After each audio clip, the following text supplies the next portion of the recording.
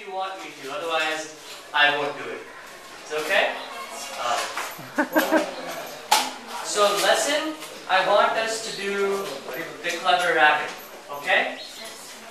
When we're reading, and tell me if you, are you understanding me? Sorry, I only know English. Is that okay? Only I know English. I will stop and Prasanna will help, right? We'll say it in Kannada for you, okay? So, what we will do is, when we are reading, I want you to draw, I want you to make a picture of what you're reading on the paper. Understood? We understood? I will also try to do the same thing on the board, okay? So we'll only do 2 or 3 sentences, and then I want you to draw. Just in a small box here, the first part. Then we'll continue, okay? Let's try.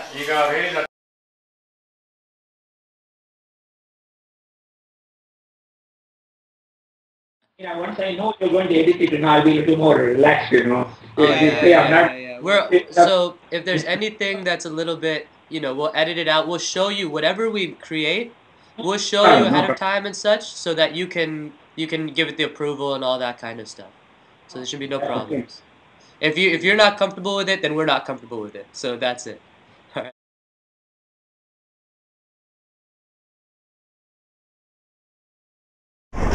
As we know, India is a growing economy, and I think when any country moves from a developing one to a developed one, its officials start to look at these issues more seriously.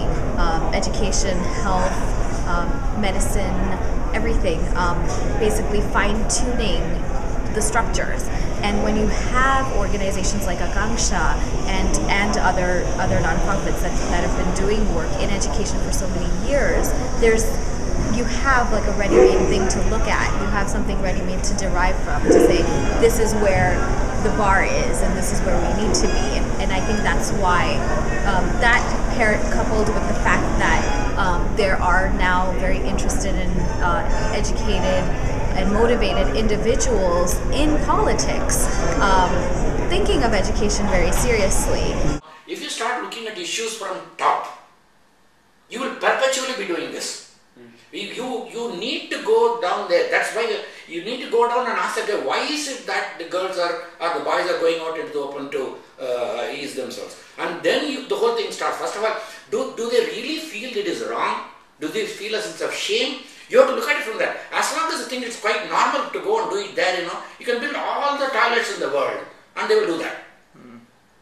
So the question is, I think I'm totally against it. It's a matter of choice. I'm totally against all approaches which come from top. It doesn't take you anywhere because you are not, first of all, you don't have any empathy with the guys there. You are building systems from top.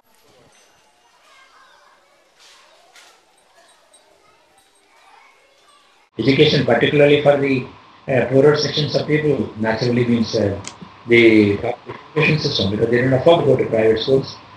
Then you start looking at it more closely, you find that the system is not in good shape at all. So government is a highly structured organization which is very uncomfortable with giving freedom or what shall I say, that last thing the teacher can do. The empowerment of the teacher to be able to give something to a child. Well, that comes to that brings me to the most important issue. I won't really hold this too much against the bureaucracy, but the fact, as is always the case with most countries, they are not trained to listen. So I was with the government myself for 2 years. I can say that the plain fact is that they are not trained to listen. They are trained to give instructions. They are trained to tell people what to do. They are trained to ensure it is done, and they are trained to pull them up if they don't do it. Everything except listening to that guy and asking him just one simple question. And if you are not doing what I told you to, can you tell me why? I am not saying this. It all looks very simple. It looks almost like common sense.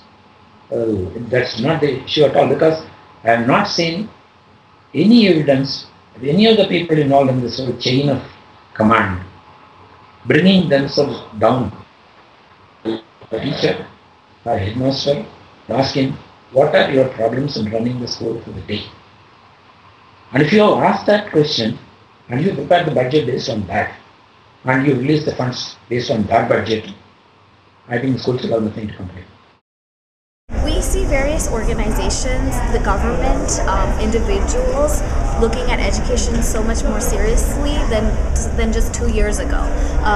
Currently, the government in Mumbai is working on something called the School Improvement Project, where they've commissioned McKinsey to basically look at all the loopholes in the education system, and they've brought us on as the knowledge partner along with other organizations that are doing great work in either rural education and basic literacy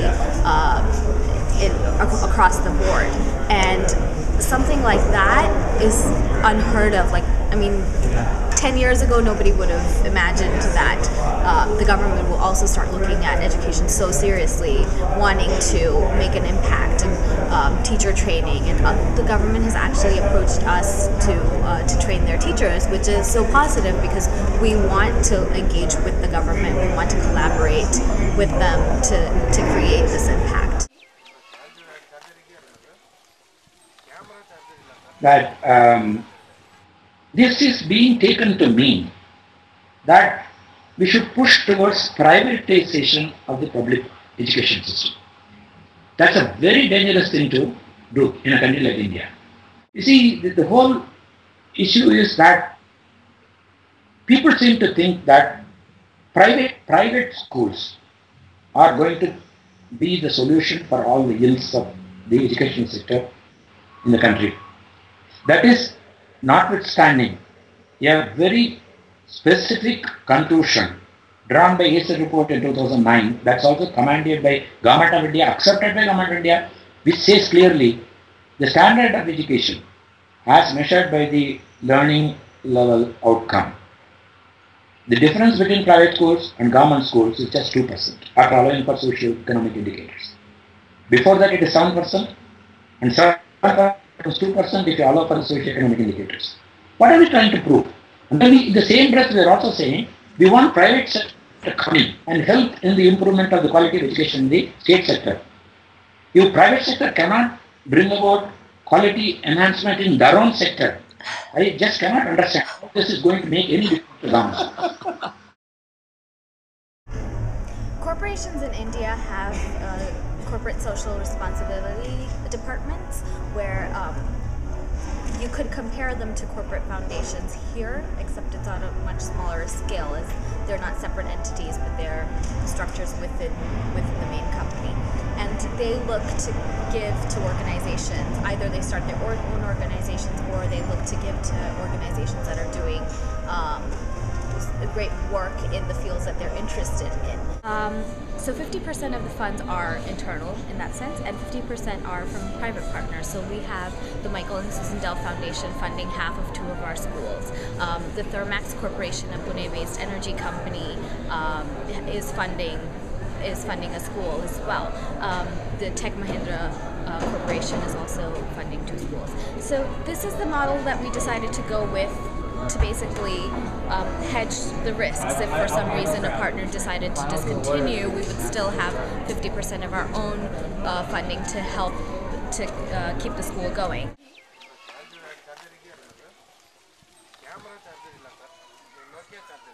We're hoping that in the future, along with our private partners, we can then work with the government to then scale and replicate this model across urban India. We are very, very clear about it. The idea is not just to make a couple of schools fine, but in the process also evolve a model that can be used by everybody. So we put 2 objectives at that point of time. One is the sustainability, and the second is the replicability. There are many things that are taken for granted in a sector like industry. You put money, you expect a return. Then you say, well, return should be commensurate with what you put in. You get the concept of return on investment. At least today, if you start believing in them, have trust in them, if you start really empowering them, in another 5-10 years, these guys will be able to run their own schools. After all, who has got greater interest in making the school work than the community? That can be there. I cannot conceive that a guy sitting in Bangalore has greater interest in making a school work in Hunsanandi than the people who reside in the village. No way. When the lion saw the little rabbit, he roared, where are you, Select? My lord, said the rabbit, I meet another lion on the way. He called himself the king of the forest. He wanted to eat me. Okay.